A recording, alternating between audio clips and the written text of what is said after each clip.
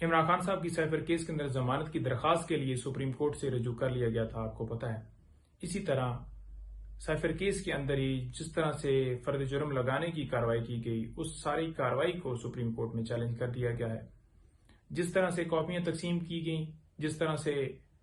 آپ کو پتا ہے کہ ٹائم پیریڈ پورا ہی نہیں کیا گیا، 7 دن ٹائم ہوتا ہے کاپیاں تقسیم کرنے کے بعد فرد جرم لگانے تک، وہ بھی مکمل نہیں کیا گیا، اور بڑی جلدی میں ایک آرڈر آیا تھا کہ اگلی ڈیٹ کے اوپر تصور کر دیا جائے گا کہ انہوں نے سائن کر دیے ہیں، حالانکہ اس وقت کاپیاں وصول نہیں کی تھیں، لیکن عدالت نے آرڈر کے اندر لکھا کہ انہوں نے کاپیاں لے لی ہیں، لہٰذا یہ تصور کیا جائے گا کہ اگلی ڈیٹ کے اوپر کہ انہوں نے سائن بھی کر دیے ہیں۔ تو اس کارروائی کو سپریم کورٹ میں چیلنج کر دیا گیا ہے۔ دوسرے نمبر پر آج ایک درخواست تھی لگی ہوئی۔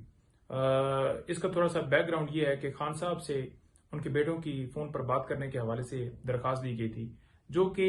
اجازت نہیں دی گئی سپرنٹینڈنٹ جیل کی طرف سے، کیونکہ عدالت نے واضح حکم دیا، تو جب اجازت نہیں دی گئی تو اس کے اوپر توہین عدالت کی درخواست دائر کر دی گئی۔ توہین عدالت کی درخواست دائر ہوئی تو آج رپورٹ جمع کروائی گئی ہے جیل اتھارٹیز کی طرف سے۔ وہ کہتے ہیں جی کہ آفیشل سیکریٹ ایکٹ کے تحت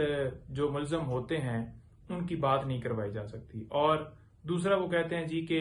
جناب جیل مینول کے مطابق واٹس ایپ کال جو ہے وہ الاؤ نہیں ہے، تو دوسرے جو قیدی ہیں ان کو پھر کس طرح سے الاؤ ہے؟ اور یہ بھی بتا دیں کہ 1978 کا یہ جیل مینول ہے، تو اس وقت تو واٹس ایپ تھا ہی نہیں، تو یہ ایک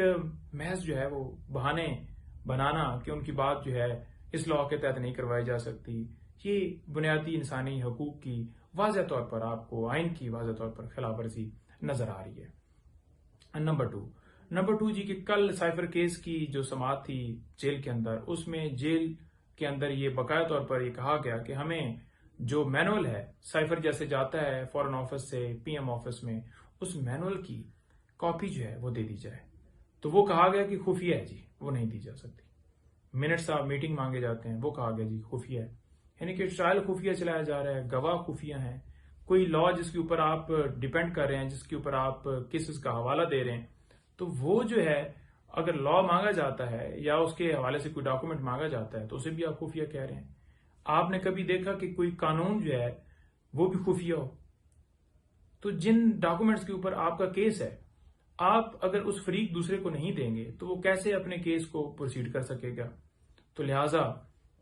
یہ معاملہ بھی آپ کے سامنے ہے کہ کس طرح سے وہاں پر کارروائی چلائی جا رہی ہے، تیزی سے چلائی جا رہی ہے، جس طرح سے اجلت سے چلائی جا رہی ہے، وہ سارا آپ سب کے سامنے ہے۔ دوسری طرف وہی کیسز اگر دوسرے لوگوں کے ہوں تو اس کے اندر بھی آپ کے سامنے کارروائی ہے، اور یہ بھی سامنے ہے۔ توشہ خانہ کیس کے اندر خان صاحب کو جو سزا ہوئی تھی، اس میں سسپینشن فائل ہوئی تھی، سزا تو سسپینڈ ہوگی لیکن کنوکشن باقی تھی، وہ مین اپیل کا لگی ہوئی تھی، اور اس میں پراسیکیوٹر صاحب بھی نہیں ہے جی۔ آپ دیکھ لیں کہ پراسیکیوٹر صاحب اگر نواز شریف صاحب کا مقدمہ ہو تو وہ بن بلائے جو ہیں وہ خود ہی پہنچ جاتے ہیں اور 420 سیکنڈ کے اندر بیل ہو جاتی ہے، یہاں پر پراسیکیوٹر جو ہیں وہ اویلیبل نہیں ہے جی۔ توشہ خانہ کیس، القادر ٹرسٹ کیس جو کہ نیب کے اندر چل رہا ہے، اس میں خان صاحب کی ریویژنز کے حوالے سے درخواست دی گئی تھی کہ جو ضمانتیں خان صاحب کی خارج ہوئی ہیں ان کو بحال کیا جائے۔ اچھا، اس میں کیا ہوا؟ اس میں یہ ہوا جی کہ ہماری طرف سے ہم تو پورا پیش ہوئے، لیکن وہ کہتے تھے جناب کہ جو اس وقت کا جو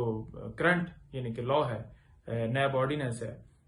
اس کے مطابق جو ہے لمیٹیشن جو ہے وہ بڑا اہم معاملہ ہے، اور انہوں نے ٹائم کے اندر جو ہے عدالت سے رجوع نہیں کیا۔ دوسری طرف اگر 4 سال بعد بھی بندہ آ جائے تو وہ ٹائم پر ہے، اور ہم ٹائم پر نہیں ہیں اگر 25-30 دن کے بعد اگر ریویژن فائل کی گئی ہے۔